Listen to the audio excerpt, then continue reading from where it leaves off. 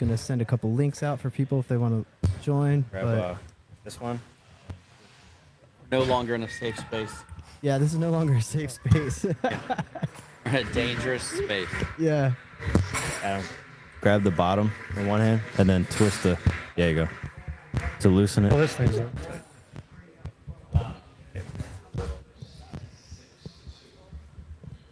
There we go. Now pick up on the mic. And then tighten it back. Yeah. Yep. More All slow. right.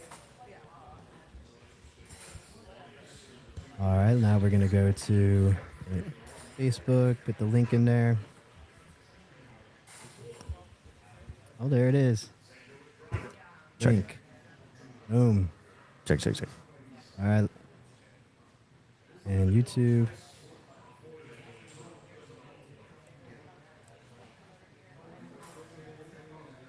Live. Oh, look at that. We're live on YouTube. Comment up in here. What's up, YouTube? What's up, YouTube? There we go. There's the link. And live on LinkedIn. And yeah, there we are on LinkedIn. So we're putting the live link for anybody that wants to call in. We are here, Graybos, about to start a podcast, and you are seeing it live. We already got a few folks joining us. Thanks for tuning in.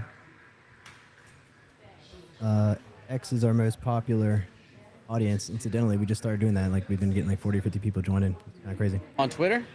Yeah. Really? It's officially X.com now. Yeah. They've officially moved their servers over. Interesting. It'll forever be Twitter in our hearts. All right, we got 5 folks tuning in. We're about to get started. If you're listening, we're here, Graybos. We'll learn more about it in a minute. But not before I get the sweet-ass intro music going. Oh, yeah. Oh, yeah. You're missing out, Season 2. Charlie's got to listen. He's got to listen a little bit. There we go. I got Season 2, Episode 8. Episode 8. With Duke Docs and Dots and our first repeat guest, and Charlie and Adam here at Graybos. We're going to talk about all types of stuff. Half a beer in. Got to enjoy this intro. Oh, yeah, I'm Kenny. I'm with Carter. We're from Permazip. Go to the website. Check out the instant code. You can get a price in seconds. We're also about to do some cool stuff with the HVAC load calcs.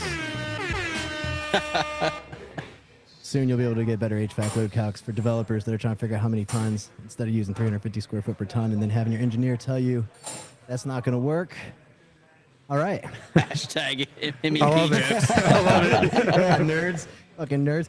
That was an idea we had. What we're working on right now is like a kind of how we have our instant quote on the website, but it's the same inputs basically to give you a better understanding how many tons you might need in a space like this versus a commercial office versus churches and all that. And it'll just so happen to be the same exact inputs for our quote. So our HVAC tonnage estimate will come complementary with the MEP estimate. Man, talking dirty on a Friday. I know, right? Come on. It's not even 8 o'clock. Oh, yes. I'm going to sit back. Welcome. Tell us about where we are. Well, thanks for having us. These 2 guys on my left, Adam Tiller and Charlie Nelson, have worked very, very diligently to get this building put together. We're in the Scott's Edition, where people used to call this place Circuit, formerly a barcade. The Dotson Development Group bought this building a year ago, moved our offices in next door in December, and now have turned the old Circuit space into one side of it is Graybo Sports Cards, a baseball card shop, and then this side is Parlay, a sports bar. And we have our soft opening tonight, grand opening tomorrow, and this weekend will be a sneak peek for Parlay. It officially opens to the public next Friday, but tomorrow will be Graybo's grand opening, parking lot party, weather permitting. Yeah, that sounds fun. It's pretty crazy that the opening of cards thing. I didn't realize it had been going on as long as you said. I've only seen it myself. Pokemon cards, people doing it with my son. So that's been happening for, you said, like 15 years, and it's recently kind of. Yeah, like so I'm 44. When I was a kid, baseball cards were a big deal. A lot of us collected when we were kids and kind of got out of the habit when we were in high school. And then, is that sound for the golf sound? Is that okay? It should be. Okay, it's loud in my ear. Yeah. Anyways, but the hobby started coming back in a big way during COVID 2020. A lot of people my age started getting back into cards, and their kids did. And things the sports card industry really started making a comeback. And so myself, Gray, who's my brother-in-law, and Ryan Fitz, our mutual friend, decided to open a card shop, which we opened up on Gray Street in the Arts District last February, so a few months ago. But when we opened that shop, it was more or less a pop-up shop, a testing ground, where we knew all along we wanted to do something bigger, and we envisioned sports card shop being like a community spot where people could come, have a birthday party, have a fancy football draft, have a watch party, just kind of a hub of sports lovers.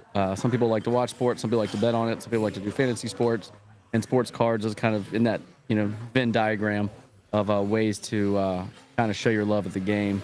And so this idea has been brewing for some time now. Yeah, this second season is actually about design and building and construction stuff. But I like talking to developers and folks on the development team about that, because design also includes the business plan itself, the pro forma, how that works, and all that kind of stuff. So I mean, so you've already been doing this. This is like a new location, right? Yeah, the original spot was on Gray Street, 550 square feet, tiny. So we went from 550 square feet to 2,200 next door, and then 3,300 more here. So a total of 5,500 square feet here. Yeah, that's pretty sweet. If you're just tuning in, we got some folks listening. There's a link on all the socials if you want to jump in and ask some questions about how this was put together, or Duke or his team, or us as engineers. This was actually interesting one. We worked with Adam on this quite a bit, and I remember coming out here the first time, and basically we were like, can we use the HVAC? And I remember being like, just don't do anything different, and you can. Don't add any walls, and it's pretty much exactly, it worked really well. And we talked about the hood and everything, and just that was one thing. It's like, don't put anything that needs the commercial kitchen hood. That'll blow this HVAC out of the water. And yeah, so that was a pretty cool, creative design decision we made early on. And you guys are actually really good at that, like asking good questions, particularly. Keeping the partitions open to not have to get new HVAC in was nice. Like that was something you guys and Shane discussed. Yeah, all this air that's already in the ceiling can just keep blowing in the ceiling, and that was like the main thing. And keeping the occupancy categories basically the same. Is if you're listening in and you're trying to do a development, when you change use and occupancy, that's just basically a recipe for disaster. And so this was able to basically be similar, almost identical, except no arcade games. General use. There's people still drink and hang out, right? Yep. In fact, I would wonder, the load probably went down quite a bit without that all that equipment that would be running. All the mini splits are out. None of that, the game arcade games are all gone. So yeah, well, the real test will be August. Yeah, that's true. Yeah. We'll see. Yeah, but it's a lot easier to add, do that little mini split spot cooling kind of stuff if you end up needing it. But the ventilation calcs, all that. We had natural. I remember we looked at the natural ventilation. If you're listening, I'm nerding out on the idea that there's these giant openings of, I guess, what are they called? Garage doors? Garage doors. Yeah, just, and so this puts a huge opening in the edge here, which allows us to not require mechanical ventilation, which would easily had $200,000 in mechanical equipment in this building if that wasn't the case. So we always consult with people, just put giant doors like this and you'll be all right. Luckily, it was already in that situation. Yeah. It was kind of one of those projects where I'm like, well, you don't need to even hire me as an engineer if you just don't touch any of the don't add walls and don't put the hood in. You're good. That was cool.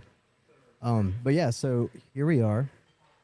Adam and Carter worked together. I guess y'all can talk a little bit about that. It's been mostly an electrical project that we worked with. Yeah. This was very heavy electrical. Yeah. Trying to keep that existing panel was the biggest. Yeah, and then we, speed was the most important thing. So Carter had the good idea to show the new panels, and then we could make the revision once we were in here. Just because at the time it seemed like everything was backed up with the city and their review of the drawings. Yeah, that brings up adaptive reuse is a headache, and a lot of times we have to make the decision of what's easy to price and install.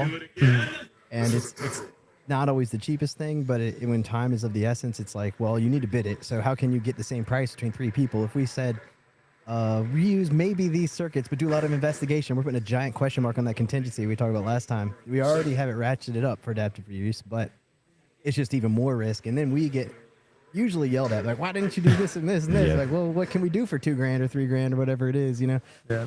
And so that was a cool strategy. Just got the good contractor, allowed you to make apples to apples comparisons, probably making it more predictable in the price and the install, and then get to the solutions Right. into field. I think that's what y'all did, right? Yeah. You did it. So We didn't get any load letters. I know we were asking for a while, but we couldn't dig them up. So it was just there wasn't much help for you to reuse the existing. From Dominion. Yeah. The Bills. From the Bills. The Bills, at least, yeah. The good news with this one is that most of the existing breakers were all HVAC and water heaters. So it was, I remember, what's his name, Michael, the contractor. He basically just got nameplates of each of those existing breakers. I did a load calc based on that. All the new branch circuit work was all from that sub panel AP. Yeah. So it worked out.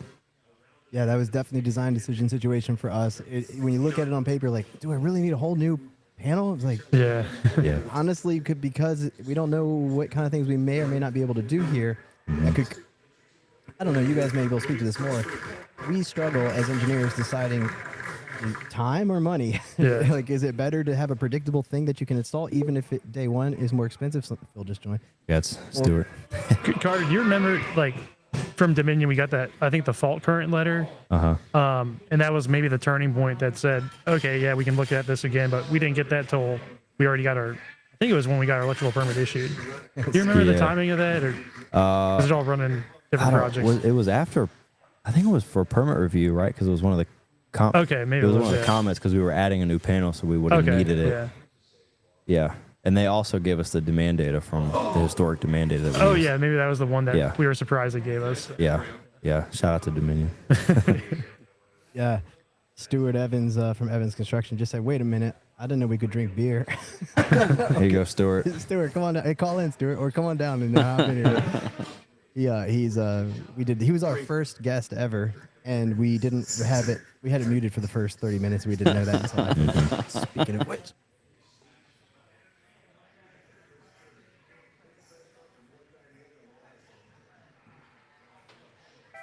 All right, welcome to season Here lost 2, video. episode 1. Episode Blueprint 1. Tour. Episode 8. 8. Oh my God. Were we muted? No, we're not recording. Oh, Oh, no. With Burner I'm here with Charlie and Adam. We did a good warm-up round just now. Yeah. We are chilling. take 2. And we're just chilling here at Graybos. Carter and Kenny from Permazip. Go to our website, check out the instant quote online, and you will find a really easy way to calculate prices for MEP. And we just got done with a really good practice round of how a podcast could go. for all of you that are listening in live, you got to get the full experience. Sneak peek. But in the post-production, it's a very different situation. So let's give we got more people on right now. So why don't you run through it again? Well, hey guys, thanks for coming. I'm Duke Dotson. This is Charlie Nelson and Adam Tiller, the Dotson Development Group. We're sitting in what is soon to be Graybo Sports Cards and Parlay Bar and Lounge. Unique concept of merging a traditional sports card and hobby shop with a sports bar.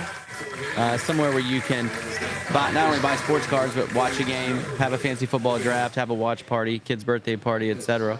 So if you're a fan of sports or sports cards, I think you'll be a fan of this place. Yeah, very cool concept. The idea that you could stream live and chill here while you're drinking. So people that are actually paying for the card packs and all that can actually chill here, drink beers, have food, and watch the live stream of it.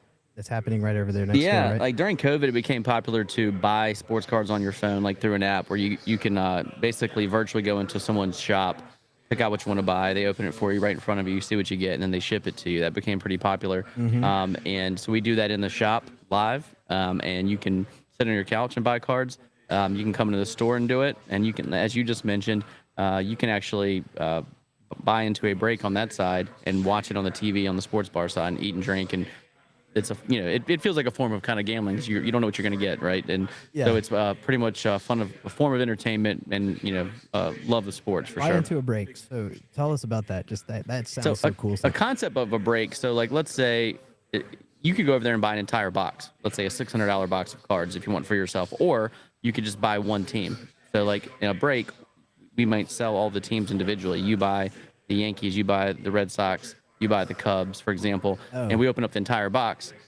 and you get the Red Sox, you get the Yankees, you get the Cubs. Interesting. Yeah. So I wouldn't know which team to choose because I was a skateboarder in high school. So Yeah. It's like the same as Pokemon cards, or Yeah, it's that's like- it. Yeah, I'll say Pokemon's big. Like there's pop culture cards, but there's a whole setup called Pop Century where you buy a pack, you open up. There's only 4 cards, but they're all autographed, and it's Yeah. four different celebrities. Might be actors, might be hip hop artists, might be a skateboarder, might be. I mean, Tony Hawk has autos. Yeah. So yeah, like there's a lot. Collecting has been around forever, right? And it's just a different form of it where you can buy someone's autographed card, and there might be a finite amount of them. There might be like just 10 of these or just 20 of these. So you mentioned there's some of the operators from the other project that are helping you kind of get things going on the back house here. Correct. Yeah. So we didn't want food to be an afterthought. We wanted it to be a legit craft cocktail menu. We wanted great food. And so Robin and Kelsey, who are partners with us on the 2 restaurants in Colonial Beach, Drift and Muse, they're overseeing the food and front of house operations here as well. And so there's some of the menu items are similar to Muse that you guys went to. Pizza's the same, and some of the other appetizers are the same. Yeah. We made some changes here to make it more sports bar like, but yeah, very similar. So but if you're just tuning in, we got the team from the Dotson development team, Duke and Charlie, and Adam, right? So we've worked with them a lot. I've just met Charlie, I think, for the first time actually doing this survey, right? That's where I think I met you. And so if you're tuning in, there's a link. You can come and ask them anything, right? I mean, anything these guys know. Construction nerd and underwriting nerd, I'm sure. I'm not quite sure what you know. And this is an underwriting and development master throughout Richmond, legendary Duke Dotson. And So I'll take the sports betting questions and anything development related. These 2 guys can answer. okay, yeah, if you're into sports betting, here's your inside scoop here. Hey, tell me about what happened recently in the golf situation. Some dude just got arrested. So What? Scotty Scheffler, who's the best Yeah, golfer he's in the on. world, he's on TV right now. He was driving to the course like at 6 a.m. And there was like cops in the road with their lights on because there had just been an accident. And he started driving around them, and they told him to stop. And he, I guess, didn't see it, so he just kept driving. And so they chased him down, ripped him out of his car, took him to jail. Wow. And he was in jail for 3 hours this morning. Got arrested, got a mugshot, 2nd-degree assault, evading my police, God. all these charges. Oof. And then he got back to the course at 9 a.m., teed off at 10, and he's in 3rd place. Nice. Oh my God. Unfazed, completely He's unfazed. like, yeah, I just got a mugshot because I saw Yeah. like on Twitter everywhere. There's like mugshots of him and everything. And I'm like, what's going on? And Yeah, And here he is. So that's the story. I saw All right. Carter. I was like, I Yep. think that guy got arrested this morning. he did. He did. Look, Yep. there it is on the TV right Yep. now. Yeah. Yeah, if you could see, right now there's the cars are there. You go in the background. You can see the TVs behind us. Again, if you're tuning in, go ahead and call in if you want to ask questions or just give us a comment. And Stuart Evans. Are y'all saying buying sports cars or watch sports? He said, "Oh, cards." To be clear, if you're listening, cards with a D, D. not cars. But Correct. Stuart actually has a cool business where he renovates. What are they? Like Jeeps and Yeah, it's a specific kind of car. Sorry, Stuart, if I'm butchering it, but he's got a warehouse of like 3 of these things. Super like custom G-Wagons or cars. something. Yeah, I mean it's crazy. You got to see it. Wow. Anyhow, so we got construction conversations that we'll have. We'll talk about design in general, but I do want to dive in a little bit more on this building, the design of what how you decided to make this purchase or get into it. What does that look like? What does that look like for somebody like you putting this business in?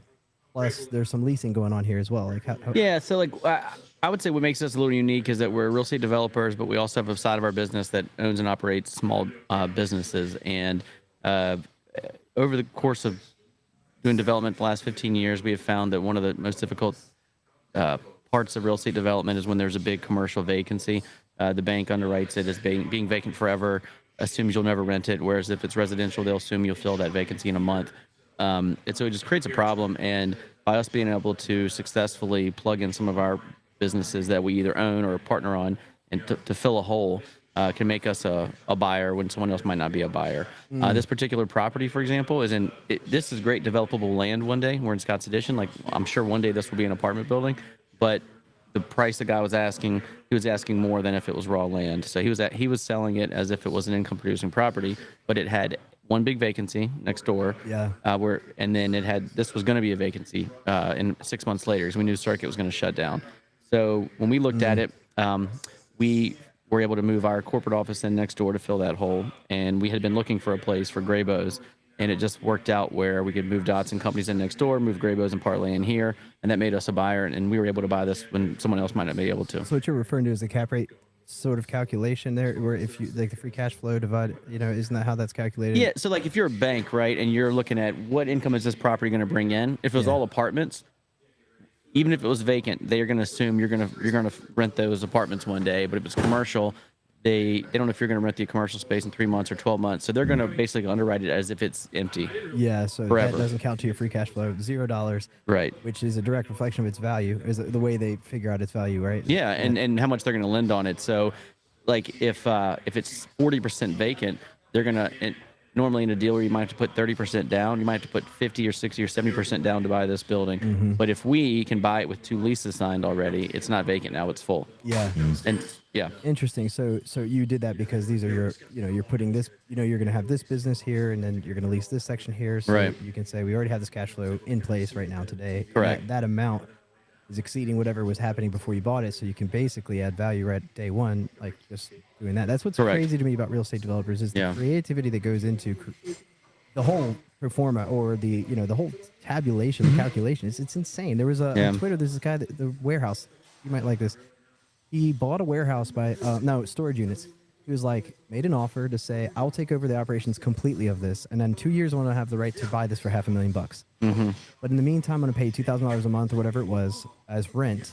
And then I'll take whatever's after this. So it's mail check money for you. And I'll do operations, take over this. And so the idea was to increase the free cash flow during that time. So Right. that after 2 years, he could buy it for $500,000. Maybe it's $1 million property. right. And then he gives himself 1 extra year to make it a 3rd year, Right. As an extension into that idea. And I'm like, that's Yeah. fucking brilliant. Holy Yeah. shit, $0 into this thing. In the worst case, it's best for both parties too. Right. This guy gets $2,000 a month, completely steps out of the business, and gets the buyout at the end. And a worst case scenario is if the guy doesn't buy the property, he just got free rent for 3 years. Right. It's brilliant. I mean, like, why can't engineers be that creative?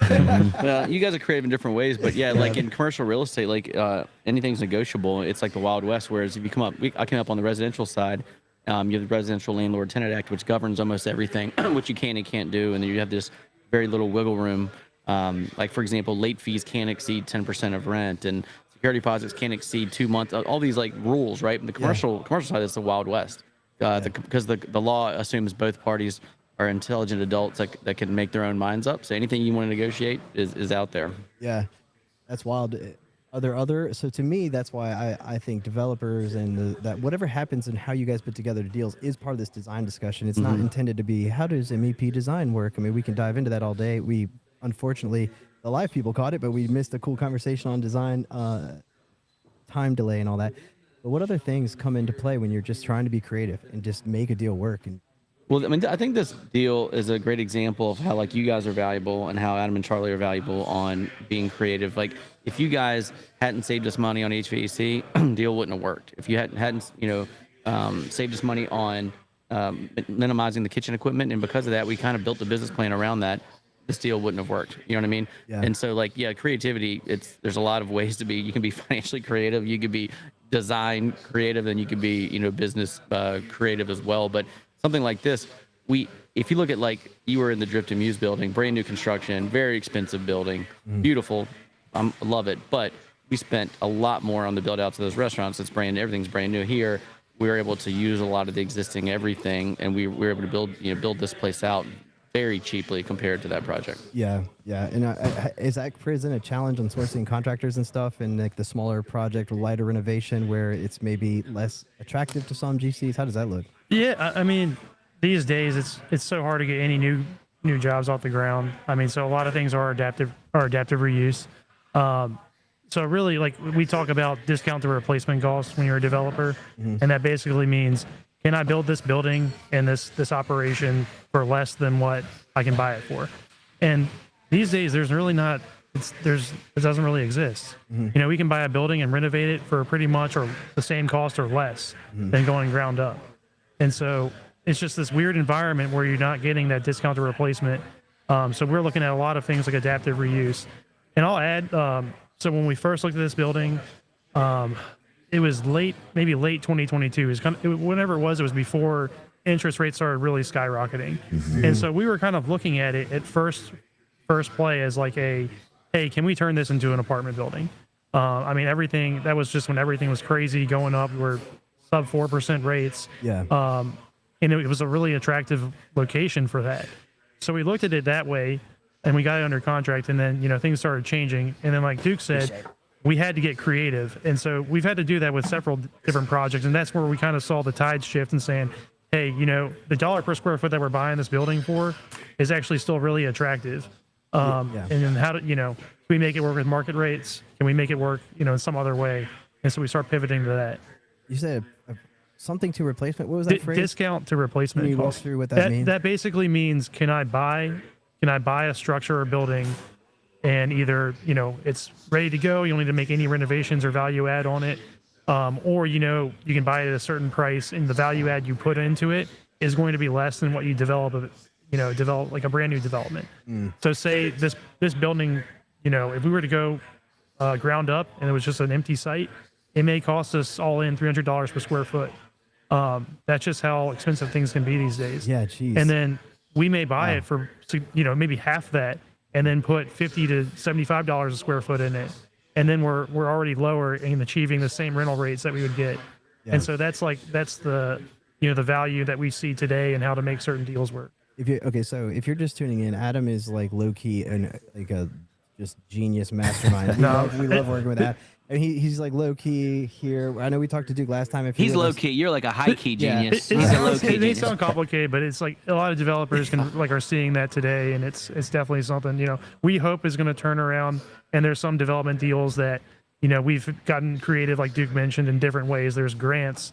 There's other things you can do with abatements with the city that can get you where you need to get. But we're trying to get creative in those too for new developments. Yeah, that's wild. I also appreciate your. Looks like my mom might have clicked a link. If that's Kelly Schultz, hey mom, if you want to join, just let me know in the comments, and you can hop on in here.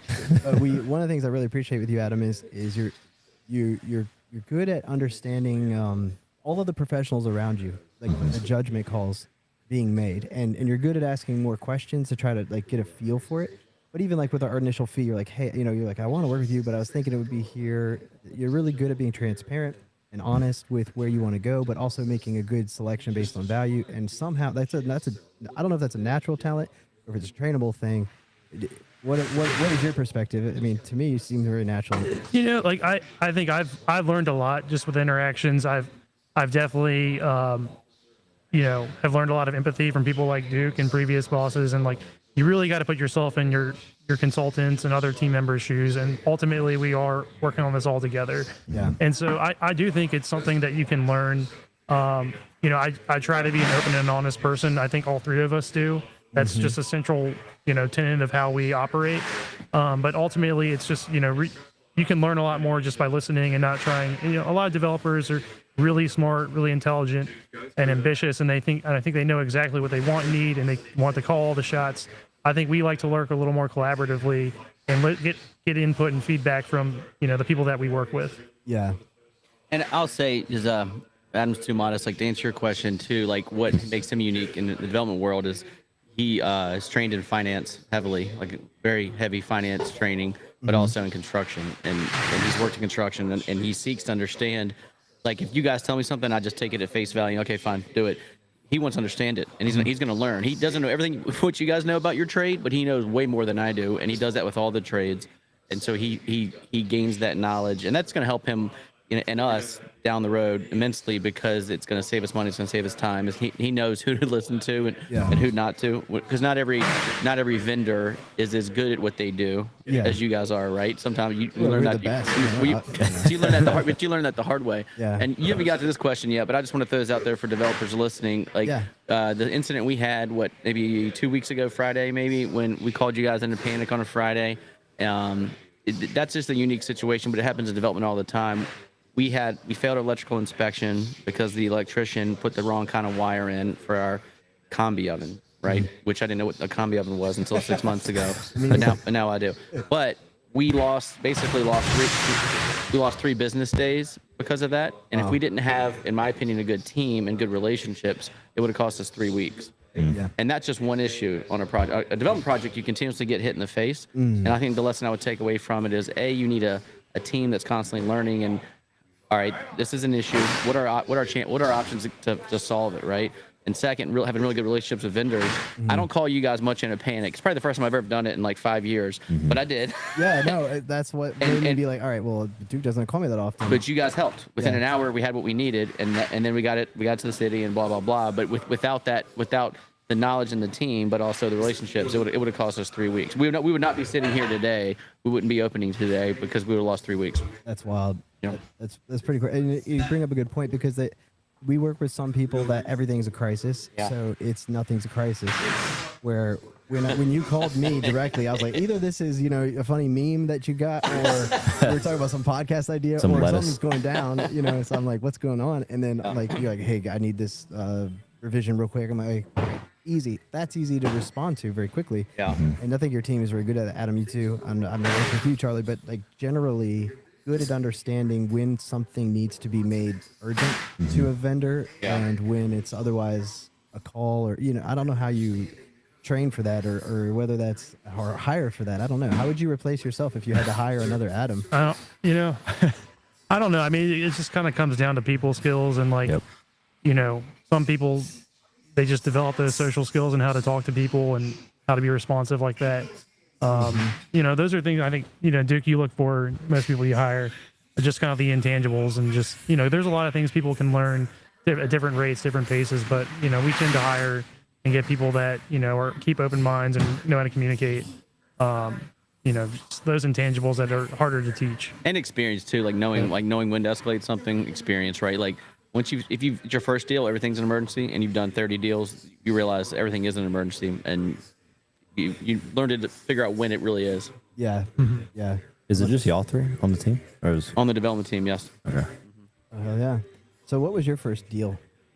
I would say my first commercial deal was 409 East Main, office building where we were in for 10 years That till sounds- recently. We did that one. That was that Urban the Core used to Gather be there, building? right? That's the original Gather, 2014. OG we Gather. opened. Was- Yeah. Oh, I got you. Yeah. But I don't think when did you guys start? We were actually probably close to that time. It was like 2015-ish. Okay, Is legally like when it became an LLC. right. 2016. I think I met Jeff through that, and I think Jeff Bunch. Yeah. Yeah. Didn't Urban Core used to have an office there? Yes. Yeah. We Part of that. we developed that with Andy and Jeff at Urban Core. So they were in the basement, we were on the top floor, and Gather was in the middle floor. Right. And they moved, or They moved to 2120 Staples Mill Yeah, about did 2 that years one. ago. We did Oh, that you one too. Yeah, with because Urban Walter. Core is there now Yep. on the third floor, right? Yeah. Right. Yeah. I'm gonna test this to see if my mom did this on purpose. Okay. Hey, Mom, or Kelly, whoever you are. I am. Hey, what's up, Mom? I was just listening. Oh, okay. Well, you're live right now with us. Do you want to ask Duke a question? No, I don't have. Okay. Well, I have a question for you. Yes. Well, was your son always such a maniac that liked to learn stuff at a young age? Did he dive into things at a young age? He absolutely did. Yes. Like when he was like 7 and 8, what was he like reading? What was he into back then? He could pick the biggest book he could find and try to read them. Yeah. But more than anything, he would just like get into stuff, figure out how it all work. And so when he was old, we one Christmas had a whole that you had to put together to put wrap around, and he at 3 years old in the dark put it together. Wanted to know how it worked. Breaking up a little bit, That's Mom. the kid I had. Well, Breaking with up a little bit, that but- kind of mind, there's only two things he could have been. One was an engineer, and two was a serial killer. So. Well, that's You know what? Speaking of that, my mom thought I might be a serial killer because one time I tested the theory that cats land on their feet all the time Christ. Oh yeah. by actually trying to test with my cat by dropping it out the second story window. I was a kid. I was like, well, no, I knew. She lived. But I was testing it, and upside down she did. I was like, oh, cool. So I'm a kid, all right? I don't Yeah. do this anymore. Okay. So I took it out the second story window, and I dropped her, and she landed on her feet. Got, in a bush Well, safely. a true Poor Taco. scientist would have done it 100 times, not just once. I was a poser. All right, Mom, I'll let you go. Thank you for joining us. Love you. But yeah, that was the moment where I think she thought, oh my goodness, what's this child up to? But no, I didn't do any other animal experiments in my life. That was the moment. Nothing in the microwave. Nothing else. That was as far as I took it. But yeah, that was I think probably scary for her. But yeah, Mom, thanks for thanks for joining us. Oh man, so Charlie, I don't yeah, tell us where do you fit into this equation? How'd you get involved here? Oh, that's an interesting question. It's a little bit hard to answer sometimes, but I do a little bit of everything. I guess my main function is asset management. Is what they call it. So I do most of the like management above the property management for the properties that we own at like an owner level. So that is, I'd say 75% of my day. Asset management. You know what I'm saying? I mean, so because we're such a small team, like we've all got to be pretty agile. So there's things we all jump on together. Like Charlie, yes, he's our asset manager, but he helps significantly with construction management. He helps with our draw requests. He's starting to help with underwriting. So we kind of investor relations. Yeah, investor relations. We all kind of tag team things together. And yeah, Charlie, you know, he's learning. He's doing great. He's a dog. yeah. Charlie's a He's a dog. junkyard dog. Yeah, no, I kind of like the variety, so I like doing a little bit of everything. So The asset, We totally get that over here on the side of the Oh road. yeah, you kidding me? We're running a podcast. If only you could see the random shit we put up here to try to pretend like we know what we're doing. But so the asset management's interesting. You mentioned a whole lot of things that we should talk about. So underwriting. How do you train somebody? What's the first thing that people should understand about underwriting if you're trying to train somebody that? So I think most developers are like, I would say 80% of a quant, which that's me. Like I can build a spreadsheet, I can build a model, and I've done that through, you know, I've studied finance in college and did webinars and ULI classes or whatever. But like Adam went to school for it, like deeper understanding of it. So I think, I mean, you got to be good at math. You have to have a deep math background, but also study financial analysis and underwriting. Actually study it, not just pretend to do it like I do. Yeah. Yeah. So your degree is a business degree, I'm assuming, of some sort. From where, and you learned underwriting? Yeah, so at first I was an engineer, like I was a civil engineer undergrad, and so engineering math is just so much different than financial math. Like I barely knew what a discount cash flow was or a present value, what that meant out of engineering school, because all we did, you know, linear algebra, differential equations, stuff that was totally unrelated to financial math. So I went back to business school to learn the financial math component, and so I think like learning that it's, you know, it's simple, it's not overly complicated, but it's just a different way to think about, you know, how to, you know, utilize math to get to solve a problem. And then I'd also say with that, like just being good at Excel is just so critical to our underwriting. Like we have, you know, I've worked with like more complicated models, and I've learned kind of just like going through them, like you could really simplify these things and get, you know, within 99% of where the complicated model that gives you all these different scenarios and inputs will get to you. All right, let me give you a test. Oh God. All right, I want to open up a golf facility, Yeah. a driving range. How do I underwrite that? How do I even start thinking about making that deal work? Okay, so do you want to rent it to an operator, or do you want to do the operation yourself? I want to. Oh, I see. So do I want to run the business, or do Yeah, I? do you want to own the real estate? Do you want to run the business? Do you want to do both? Because Holy shit, that's what I wouldn't even have thought That's a about good that question. question. All right, so I want to own the real estate. Yeah. I want to somehow partner with somebody to be the operator. How does that look? Okay, so you essentially want to open like a Top Golf. Yeah. I'm like, of course. Okay. So I mean, that's an interesting aspect. I guess you would call that like a retail use. I don't. Yeah, I mean, like, so that would have a, you know, a higher yield on cost you'd be seeking, which means when you're building it, you're going to want to get your net cash flow is going to be greater, you know, than what you would get for a multifamily. So Tell them because why? because like the risk profile is higher. You know, you have one tenant, it's a lot riskier. It's more Oh risky. shit! You Yeah, know? because if they're not your tenant, you're down to zero, and now your property. And, Yeah. how many And- people are going to buy it from you and use it for the exact same use? Yeah. And when we say like residential is the least risky, it's because usually you have a lot of units that you can diversify over, and everyone always needs a roof over their head. You know, during a recession, people may scale back on their golf, you know, driving range use or anything like that, or other retail uses. So that's why. And there's a lot of buyers for that building. Yeah. And so for just a quick side, so on the residential, you mentioned this with the banks too. You have a vacancy rate that you include on that calculation, right? So there's a built-in like estimated vacancy rate, whereas commercials like are you or are you not leased? Right. Straight hardcore. So if Top Golf is gone, that whole building is like, shit, do I get another operator? Right. Right. Okay, so And that affects the cap. So that affects maybe the vacancy rate, but also the cap rate. So yeah. So like if it's a Class A multifam, the bank may allow you to underwrite it maybe 5% vacancy. It's a little older, maybe 7%. But if it's a retail center with 5 tenants, and each of the leases are 3 to 5 years, the vacancy rate, they might plug in a higher number, but also the cap rate will be much higher as well because of the risk. So the cap rate is a reflection of risk. So the higher that, so a 5 cap is what I feel like everybody's like dream cap rate is when I just read on Twitter. I don't know, I'm not a developer, but a 10 cap's like a higher rate thing, right? You're saying that I can't get as much for every dollar free cash flow value out of the building. Right. Correct. That's correct. Higher number.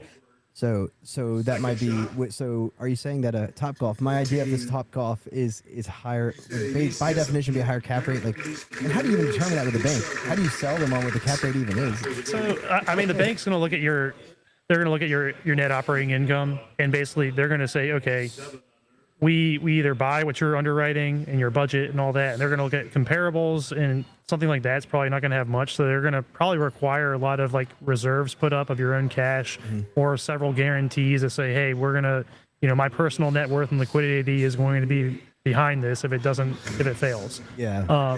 And the bank knows market cap rate for most asset types because they ask around. They can ask developers, ask brokers, like, what are these things actually trading at in the last 6 months? Because it moves. Yeah. Right. Like, multifamily property in Scott Ditch a year and a half ago might have sold for 3.5 to 4 cap. It's going to sell for closer to maybe 5 today. 5.25, yeah. And then, but it's always changing. So banks are always asking people, what did that trade at? What did that trade at? Wow. Okay, so you mentioned brokers, and that's something new to me that I've been seeing on Twitter about like, don't bite the hand that feeds you. Like brokers are essential in this. What does a broker relationship look like for a developer, and how important is that?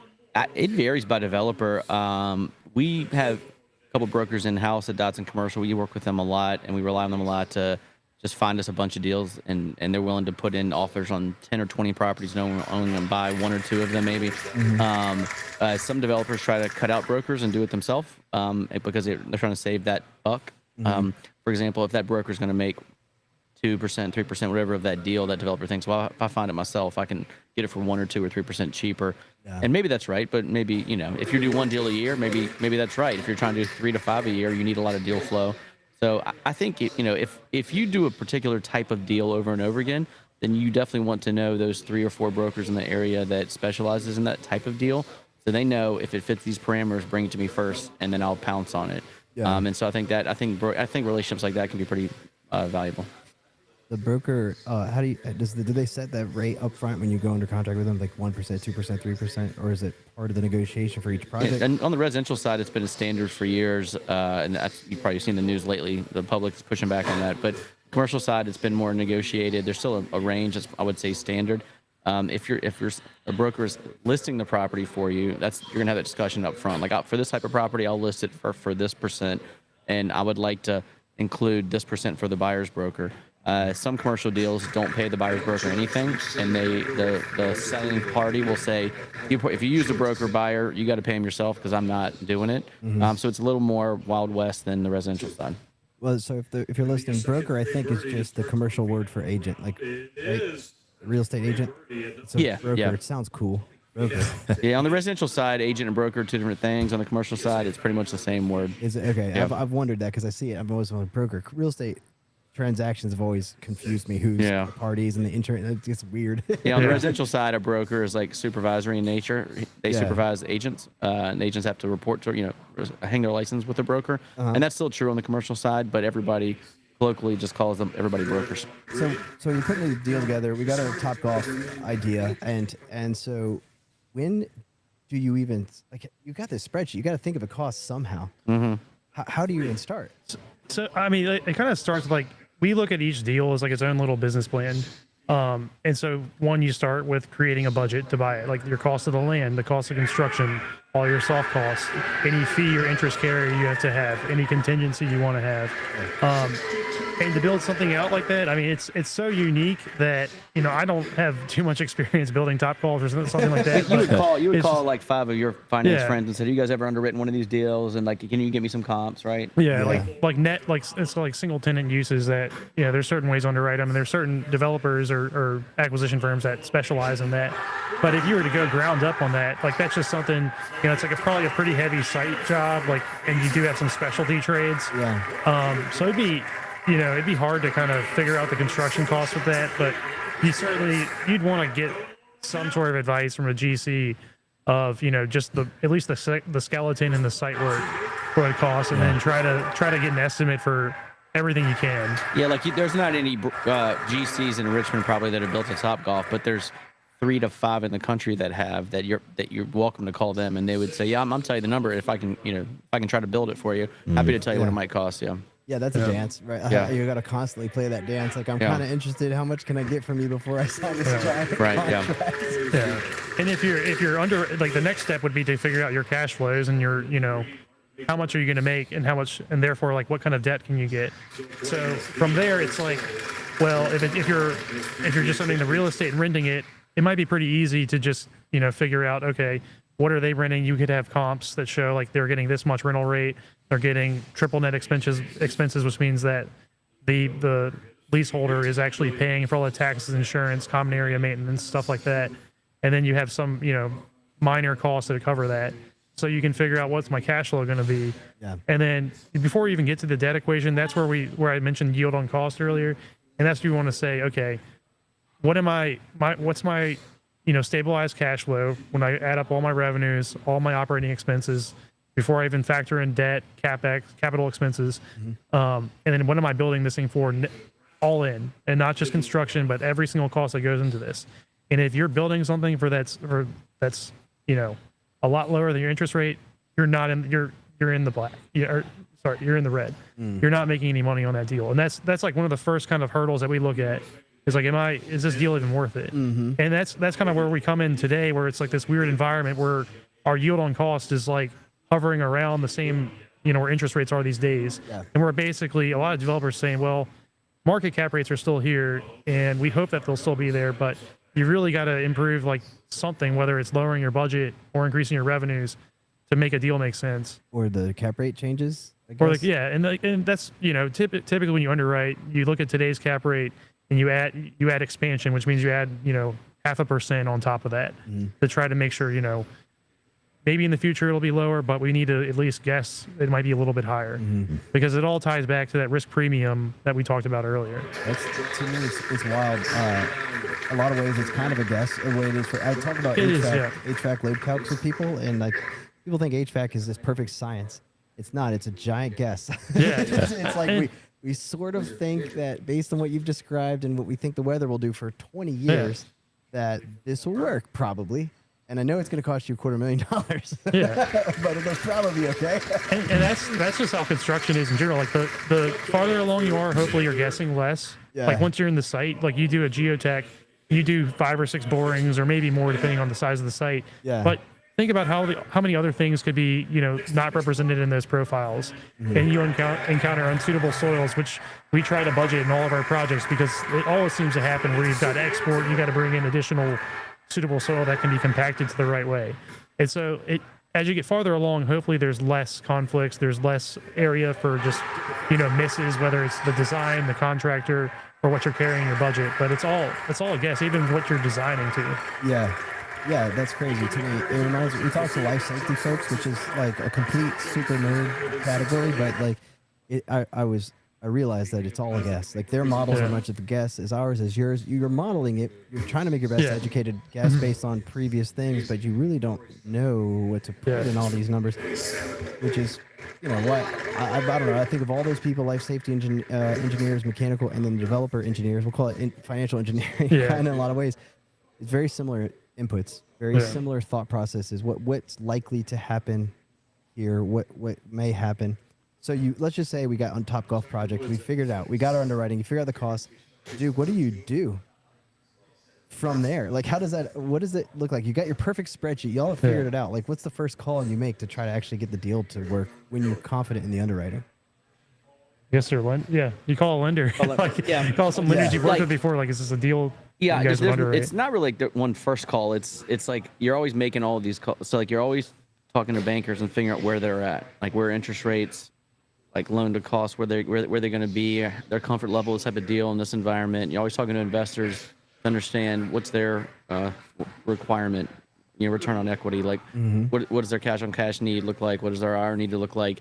And you're always you're always calling brokers and like what's it trading at? Like so there's never really a first call. It's you build a model, you make calls, you edit it, you make calls, you make more calls, you edit it again. Like it's like Iterative, very iterative. very iterative. Yeah. That's crazy. And so Yeah. it's the lenders, and you mentioned investors. How do you structure that? Is this like there's all types of investor structures, right? Limited partnerships. and all of Yeah, a those? million structures. Yeah, I would say if you're looking for what's typical, I would say the developer. Investors usually want the developer to have some skin in the game, and so the developer might put in 5 to 20% of the equity in a typical deal, and then go raise the rest from other people. Some developers have like a go-to investor they go to first to put in all or like a good chunk of the equity and then build it out the rest from there. Some just pass the hat and will get 50 different checks from 50 different people.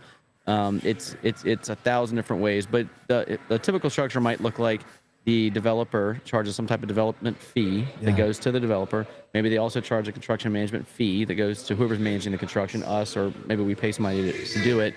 And then usually the investor gets a certain return on their money, and then anything above that gets split. Investor gets some, developer gets some. That's just, again, there's 1,000 ways to skin the cat, but that's typically how it works. For somebody getting involved in that, I mean, how do they even start being somebody who raises capital? I mean, how do you start being like, hey, do you got like $1 million or something? Yeah, I mean, some people come up in the big deal world and they get experience doing big deals, working for someone else, and then through that they get the confidence to do it themselves, or they, build relationships like that we are building now, and they see us doing good deals, and they go do their own.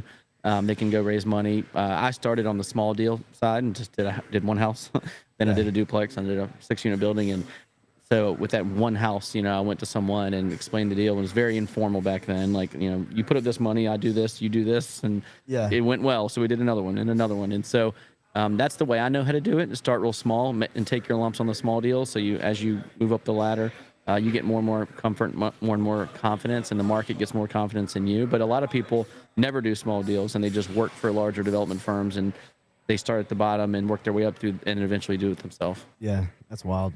It's part art, part science, and I don't think we have it completely figured out. We always bang our heads against a wall saying that we can do all this stuff, and to me, raising equity is always like the most headache per hour for me. Yeah, I just don't like it. Some people love it. I just don't like asking for money. I like doing the deals, and I wish the money would just magically appear at the door. Yeah, like do the underwriting. That's kind of you sound like an engineer. That's how I wish I could engineer. Just like That's don't. the people part of it. Yeah. Well, it just takes. Sometimes it happens real fast. In some environments, raising equity is very easy. Like in today's environment, it's a little more difficult, and so you might have to have 50 calls to get 8 yeses, and that's what it takes. Yeah. Sometimes you make 3 calls and get 3 yeses, and so it depends on the environment a lot. Man, that is just absolutely wild to me. And then to me, what's crazy when we like doing this is trying to connect engineers a little bit to what the thought process is, or design, the AE side of things, the AEC. I think contractors are more familiar because that's usually the first kind of person you might call, right? Like, can you give me an idea of how much this costs? But then the architect might start to show up, and then later, way down the line, we got these nerds, these MEP nerds, that represent what I've heard, at least around sometimes a third or more of the cost of the construction, and we can be a very big problem for you. So to me, it's always surprising that with such a huge portion of the risk of that contingency that we're deciding, that we are brought in so late in the game. And I'm just like, wow, shit. And so that's probably the same. Life safety is very similar. Suddenly you have a smoke control system that's going to be $2 million. What was it? They were talking about like $1 million per curtain or some crazy shit for like atrium or whatever. You don't know what decisions in your business plan are going to lead to $1 million surprise or something. And how do you, I don't know. I always say, we've been saying a lot, it's a miracle anything gets built based on how many hurdles you have to jump. So I think one way to avoid that is you build the same type of building over and over and over and over again, right? And then you get expertise in that type of building, and you know where the pitfalls lie. And if you're like us and you do different types of buildings, pitfalls are always going to be there. And so what Adam does, he likes to underwrite contingency, not just one contingency line item, but he underwrites a little bit of contingency in each of the buckets. And 5 of the things won't go wrong. And so you have some savings there. And then the 3 things that go wrong, hopefully you've got enough in your contingency to withstand it. But, as you do more and more deals, make more and more mistakes and more things cause pain, you learn to not make those mistakes again. And that you'll avoid making that one a second time. So Charlie, on you, what is your background? Where did So I went to BCU and studied finance, and I graduated in the fall of 21. Then I was an intern for a real estate investment company for about 9 months, where I did mostly asset management work. And then after that, I got a job with Dodson Development Group. And so that's where I am. And I've been here for 2.5 years now. So yeah, that's wild. And how does it feel? How does it feel to be? Feels great. I'm learning a new thing every day. So it's, yeah. That's a cool environment because I'm sure you are learning an insane amount of stuff from these guys. Right. Charlie, a year ago, had never dealt with the health department. And now he is the preeminent expert on dealing with health department for opening up restaurants. Oh, yeah. 3-0. So 3-0. Undisputed. Yeah. Undisputed health department champion. Yeah. That's like the It's Charlie never knew. the inside guy. Charlie never knew that was going to be a niche he was going to create. for Yeah, I himself. never thought I'd be doing that. So, but no, I've learned a lot in the process. So. Have you? When was the restaurant, the Drift and Muse, your first foray into that? So we did the wine and cheese shop Circa in Colonial Beach, which you went to. Yeah. You remember we drank wine there? Yeah. So that was Charlie's first dabbling with the health department. And he had to figure it out because none of us knew what we were doing. And he figured it out. And then he did Drift Muse. Yeah. Muse opened in January. And then now this is the third one here. Restaurants sound crazy. My wife's a chef, or a former chef. She's now stay at home, and we do homeschooling. But she lived that life of the chef, and it's like nights, weekends, crazy, all type of hours. And to me, that just seems so stressful in that world of restaurants, because I always compare it. I might be wrong, but I used to run a recording studio, and it's kind of like trying to make money racing cars. Like you just buy a bunch of expensive shit, and you pretty much never win a race.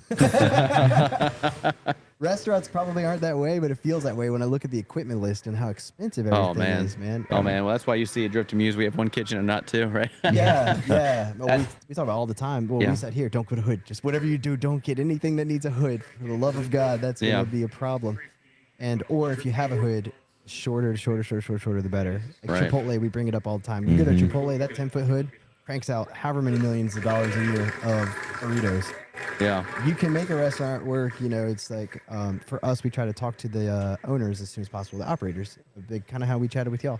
Like, just don't do a 25-foot hood. I mean, unless you want to pay me $30,000 to like redo it, that kind of thing. Avoid bends too. Bends? Yeah, no bends. Yeah. As many as you can, at least. Oh, in the hood itself? Yeah, the duct hood, Wow. Yeah, I will probably increase the rates of ventilation or something. And just cleaning, it's a pain. So, like the operating cost for that. It's like, it's. Operating expense. That reminds me. You mentioned something. CapEx. CapEx. What is that magic word? I hear it all the time. I don't know what the hell it is. Yeah, capital expenses. So it's basically we call it below the line, which means below net operating income. There are expenses that are non-recurring that you kind of are expecting, infrequently. So say you want to pave your parking lot. Say it's a major HVAC replacement. Yeah. Or you're replacing new flooring as like a renovation. It's things that are just non-recurring, like the recurring expenses, like your property taxes, your electricity, utility bills. Yeah. But it's something that's you're not expecting. You can capitalize it, which you can. I'm not an accountant, but there's certain other ways they classify it and treating it. So does that get something that you can't expense that year and you have to depreciate it over 7 years or something? It's the rate of depreciation is different for it. I got you. Okay, it's a category. It's a specific category for accounting purposes. Yep. It sounds cool though. It's not as cool when you're writing the check. Oh yeah, when you got a unit that went down. Yeah. Yeah, I got a rental right now that it's an old refrigerant, and I still haven't replaced that damn air handler. The R22, man. Yeah, R22. Like, damn it. That's a CapEx, I suppose. I got to replace the whole freaking thing. I thought I could do the coil, and now I got to do the whole unit. Just tell your tenant, like, man, it's a CapEx, man. This will be fine. It's fine. Yeah. Jesus. But yeah, so we did plumbing, and what kind of things did Permit Zip do totally fucking wrong on this one? I mean, I don't think this job it wasn't overly complicated. Like I think electrical was kind of was the hard one. But this was, like it was fairly straightforward from what I saw. We didn't change too much with the structure. We didn't put too many new rooms, partitions up. Therefore, we didn't need mechanical drawings. I mean, I think we rerouted one of the sanitary lines a little bit, but it was generally within. Like you guys don't put exact locations. It's really contract verification is what you guys do on the drawings, especially for something like Can you this. say that again, Adam, please? Yeah. That we don't do that on the drawings. Trust Jesus. me, I tell them that too. So. Yeah. No, I mean it was a pretty straightforward one for the most part. Like Duke said, like I was in here actually when the wire came up with the electrician putting in the aluminum, but Yeah, Charlie dealt with my wrath that day. That was on a Friday, right? It was, yeah. Because I I got was the out that call day Duke too. that day. You sent me a text like, "Can you look at this?" I'm like, "Yeah, I'll look at it." I know I've crossed for Adam and in- Duke. into the full Duke if I get that crazy. Tom Dickey has finally crossed that line where he called me. He's like, "Dude, what the fuck? Where's my fucking submit?" I'm like, "All right, Tom." And then I got off the phone. Shout out Tom, all the respect. But then I got off the phone and who was Scott who works for him. He's like, "Oh, that's Tom. He gets that way sometimes." I was like, "Yeah, I get it. It's got to be stressful as Yeah, I mean, like, hell you when that stuff look goes at like down. this, like how many things are like in line, right? Like, so like that day, we were supposed to get electrical pass that day, which was a Friday, to get our final on a Monday, to get our CO on a Tuesday, to get our health department on a Wednesday, Yeah. ABC later that day, and then the kitchen needed 1 full week of training so we could open. We were supposed to do our soft opening 2 days ago, and we didn't. So like that one electrician messing with that one thing messed up the entire process. You know what I mean? Yeah. And so now, like tonight, we're doing a sneak peek of the restaurant. So we're basically losing an entire week of our restaurant operation because that electrician made one mistake. And it could have been 3 weeks, right? That's the Yeah. point. It could have been 3. It could have been worse. that's wild. Yeah. We're so disconnected from that, and that's where the relationships come in. And we don't even think we do now because of the podcast. But before the podcast, we didn't even think about that. 3 business days. Yeah.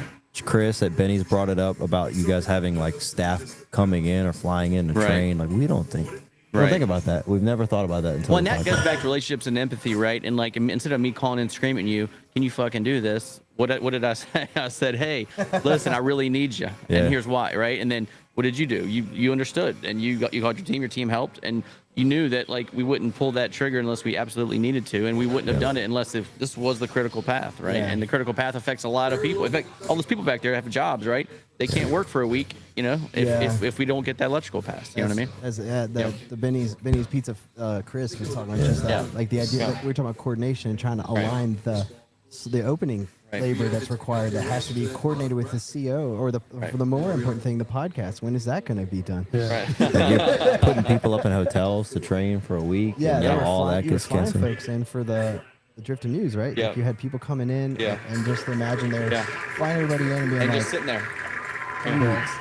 so it helps me understand why somebody would be screaming when they pick up the phone. But it definitely a lot of what we've been learning at Permazip is just the skill of tempering yourself in the industry. Yeah. It'd be pretty damn insane. Like how do you have it? Like you just got like perfect. I don't. I temperament. mean, there's some times where I have not kept that temperament. Adam's so like even keel all the time. Chill. I wish I had a scene, a cut scene of that right now. No, I Same mean, as you. I mean, as far as I know. Yeah, no, Adam's gotten so much better at it, and I thought I was perfect at it, and then like the last 6 months, like I've screamed more than I've ever screamed, and like I don't like it, but it's just like I joked the other day, I was like, some things wouldn't have happened if I didn't throw a tantrum here, like they Yeah. wanted to do things 2 weeks later, and I was like, no, I needed to. So I think be nice people, have empathy for what they're going through. Ask nicely first, but there's times this is a business, man. You got to put your foot down, and if Yeah.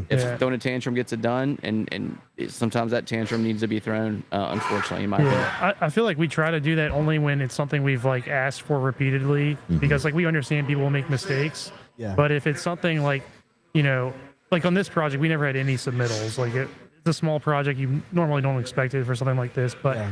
just sometimes when you don't get a submittal until 2 weeks before you need it, and then they're putting the burden on you guys to turn it around. Yeah. It's just things like that. You're like, come on, like we talked about this beginning, like let's get our submittals created, get everything in, because especially since COVID, things are just out. Like it's always been this way, but even more so, supply chain issues with just having to get replacements for certain equipment, certain materials, and just things that are like very easily could have been avoided are the most frustrating things. But you still know like people make mistakes, and you try to, you try to work with them and not, most people work better without a gun to their head. Yeah, and it's real hard to keep that. But yeah, to your point, you still also just need like, dude, what the fuck? Yeah.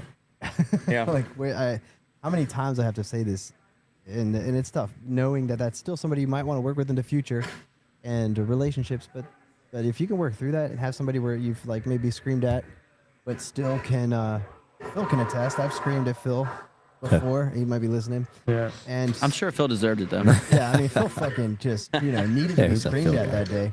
I'm just kidding. But, like, we all lose it. We try to keep our heads. We try to stay professional. But this industry is insanely stressful. Not any more or less than any other. I'm just, I only know construction. And it's just insane, the pressure that can Yeah. mount. And when you work to build relationships, one of the primary, like, reasons for the podcast is to just find a time to just sit down and fucking, not talk about a submittal. Yeah. You I know? mean, you nailed it though. And we talked about it earlier, like it's just the unknowns that come up, and there's so many unknowns. Yeah. And even I think you said it better when you said educated guesses Yeah. about what we're designing, because there's all, code and standards. But yeah, I mean, there's so many educated guesses you guys have to make, and so many codes that may not be the best way to apply the way we want to build things. But, just keeping the cool is hard in a really stressful environment like construction. Yeah, man. Adam's got a good, like, proactive approach. I appreciate that. I mean, I try. if something's important to you, you'll send me an email, then you'll call. You won't bug. Like, hey, just want to make sure you got that. And it lets me know that's important to you. We all get hundreds of emails every single day, but, like, picking up the phone when you know it's important is a good thing. I appreciate that. No, it helps just to talk things through too, because it's like just living on email, you're probably not going to get those rapid a response, and a lot of people, they're all very busy. Yeah. But yeah, and it helps me understand, at least just talking it through on the phone.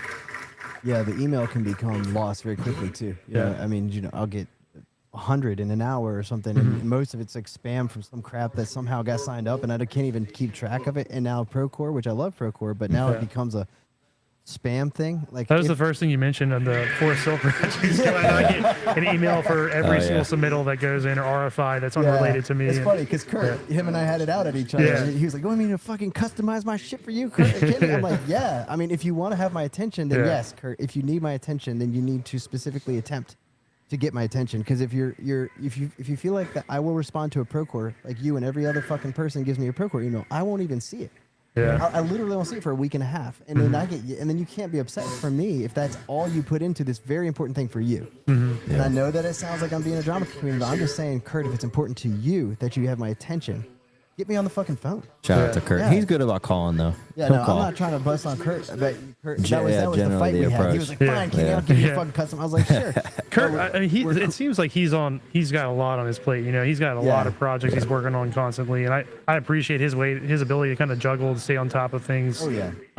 That's definitely not everyone can do that. Well, Kurt's one of our favorites to talk about as a good communicator. Although I good just described him and I fighting on a phone call together. I love Kurt because he's so good at just getting something solved in the moment. He'll say, "Can I try to call the plumber right now? Can you just get it solved?" And he'll connect, let the nerds talk, and then get a solution. He's really good at that. Yeah, he's very direct. Yeah, and it's like that's great, But when he gets pissed at me about a Procore email, I'm like, "Kurt, what do you expect me to do? You and everybody else, I can't fucking keep up with all this stuff, and I don't know which one's a reminder, which one's to me, which one's this." And you're good at that, texting, keeping up with it, reminding us gently, like, "Hey, Well, the actual email gets lost too, but then even if you see the email, there's a lot that gets lost within the email, like a lot of context. Yeah, right. And then if you have like a chain of like 30 emails, and you have to open all of them Somebody up. just forwarded you an email, chains and with then there's no a new context thread. at all. Yeah. So you will rue the day," as I feel. I guess Duke talking about Phil deserved to be screamed at. Oh yeah. Phil commented here as Perman's "You will rue the day" because I screamed at him. Oh yeah, if you're listening, we got some folks listening. Don't feel there's links in the early comments. Scroll back and you can join in and ask questions. We got developer and construction experts with us right now here at Graybos.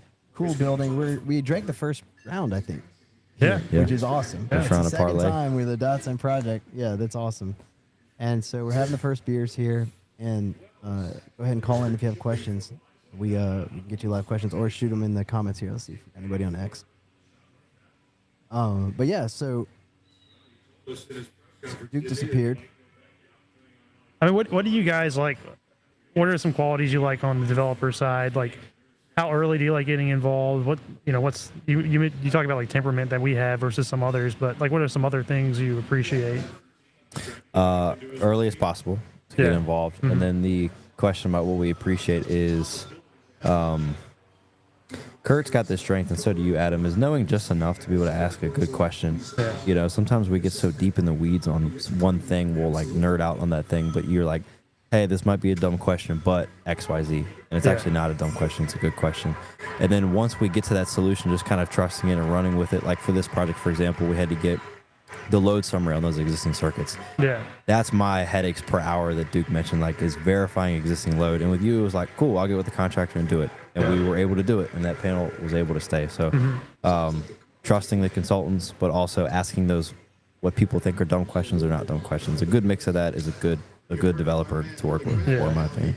Yeah, and it's like, I think most of the time it's like you guys are the experts here, you guys and our contractor, and it's like I know I'm asking things that, yeah, maybe some of them are just off base or like, why are you even asking this? But every now and then there's sometimes there's a good one that can help steer the design or help on the budget. So Yeah. and kind of keep us moving forward too, rather than, I mean, you probably deal with like some indecisive developers too that are just really hard or changing their mind, and it's really frustrating. And like I certainly have struggled with that in the past, but I think as you do more projects, you start to learn more exactly what you want, and not try to redesign the thing once you got CDs ready and ready for permit drawings, because that's the farther along you get, it seems like the harder it is for you guys to make changes, and then all the coordination that could mess up other drawings and other engineers, what they're doing. Yeah. Sometimes because we're not in the field a whole lot once construction starts, and a lot of times the developer will be spending more time with the contractors, and they'll have an idea, and we appreciate those ideas, but a lot of times the developers are point of contact. So you might come to me and say, hey, Carter, I want to do specifically XYZ, right? Instead of, and we've gotten better about trying to ask this, like, what are you after, right? And, hey, I want to move this light to over here. Instead of us just doing it, it's like, well, what are you after, right? Yeah. Because the electrician might have that idea, but communicating and understanding what is the intent, Right. Because we might have a good solution to be able to add to that. Yeah, absolutely. How are you guys on like understanding like costs of your design though? Because there's some like, I feel like that's what can really separate, and I feel like you guys do like a pretty good job of like balancing of what's going to be best long term and best operationally, and what's going to be most economical and affordable. Like, is that something you guys because that ultimately, like, money rules the day. What's the Yeah. cost of this thing? Like, is that something you guys strive constantly to get better at, or something that always on top of mind? We've had to learn it for sure. It's not something by default that's top of mind. The podcast has helped a lot with Yeah. getting that cost in mind. Cost, its schedule, and realizing how important it is, especially during that CA. Like, shit, we need this inspection so we can get our finals, so we can get our health inspection, so we can get our ABC license. Like, we naturally so disconnected from that whole process. Yeah. It's like, you're telling me you want me to approve this thing, but if I approve this thing, then like I'm responsible for it, and not even connecting the fact that it's tied so closely to schedule or cost. Yeah. The podcast has definitely helped. The developers have a unique perspective on cost, because at the end of the day, that's really what it comes down to. I think that a lot of financial instrument language would be useful for engineers to put more into. We got engineering econ. You took an engineering degree. I'm sure you had an engineering econ class. It's like one class. but it Yeah. barely touches. Yeah. Like, it just teaches you basically how to understand a balance sheet, probably just enough to get you through an exam, Yeah. and some sort of time value of money, general concepts, but not enough to really make good judgments and understand how your decisions impact the underwriting that you might have put together. And another thing is operations of businesses, and understanding like what it's like to really operate the business, or how the decisions that you make when you think about Topgolf and what you might want to do might, if it just took a small tweak, would save $500,000. Or like, kind of, this project's a great example. Yeah. We've actually mentioned this project that on a couple podcasts. I mean, like, if this is a great example of not adding a little hood, or just a business decision that you and I somehow got early on. And that's I don't know if that's luck. I would attribute it, if it's not, to you being able to ask the right questions. So, because engineers generally will just do what we're told. It's like, you say you want this, we'll do that. Yep. And there's no question about like whether we should stop and say, we know that's a really expensive request. Like you just said, results in extremely expensive equipment. Yeah. We're trying to get better at it, but engineers will always be probably a step or two away, too Yeah. far from that. But that's what, like, getting you involved, or having a contractor that you trust early on to look at like the SDs is just going to help everyone. You know, if they, you know, especially if you all start speccing the type of equipment sooner, like Yeah. it's just something that you know, that way you don't have to change as much farther along, because some people wait to do a bid build where they, you know, they competitively bid it out, they come back with VEs, and then you guys are hit with all these changes that we want to make when you already have 90%, 95% drawings. So it's just, you know, stuff like that it's good to have good contractors involved early on. Yeah. Yeah, if you're just joining us, Duke's back. Welcome back. We were just talking about how well engineers do or don't know how expensive what their specking is. And that was kind of what we touched early, I think, on our pre-podcast. Trying to make a decision between, is it easy to predict in price versus it's cheaper potentially, but there's going to be all types of RFIs and fucking CA nightmare that's going to cause delays. That's really hard to do on adaptive reuse, especially a smaller project. There's not enough time to figure all that shit out. You know, that's a tough one. Ask me any more tough questions. I got to bounce. So, you have any last any bangers for me? We're about out of time anyway. Oh so. yeah, we're about ready to wrap up. Do you have okay? So, what did how did you start? Who did you reach out to get the operator side? Is this like an operator situation? Are you part of the operations? For these two businesses? Yeah. So Gray and Fitz and I decided to start Graybo Sports Cards a year ago. So we did that over there in the Arts District. And Robin and Kelsey, who are our partners on the restaurant side, I met them about 2 years ago now when we were looking at doing deals in Colonial Beach. Actually was going to partner with a chef named Mike Ledesma, who ran Perch. And Mike introduced me to Robin, and I met Kelsey around that same time. And Robin was a chef back of house, Kelsey's front of house. And so that we worked on those projects together to open those restaurants. And they, you know, I felt, you know, like the devil you know versus the devil you don't when it comes to starting anything. I felt comfortable doing a third restaurant with them versus a restaurant with a stranger that I don't know. Yeah. Because I knew they were talented and were good at what they do. And so basically, several years of relationships, you know, came together for these businesses. That's awesome, man. Well, I guess in that case, we hit the hour mark even now after we had to do our second round. So we got in a full hour. So I will say thank you so much for having us and having the first round here. Yeah. Something we can celebrate with you. Thanks for sharing the first beers and parlay with us, boys. Yeah, appreciate it, Absolutely. guys. Yep. Yeah, thank you guys. Thanks, Yeah, guys. Charlie Adam. Thanks, y'all. Duke. Sorry, after. Appreciate you. All right.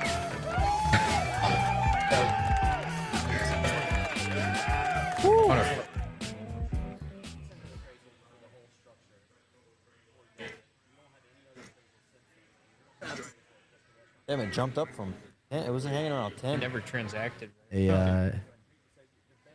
y'all tuning in.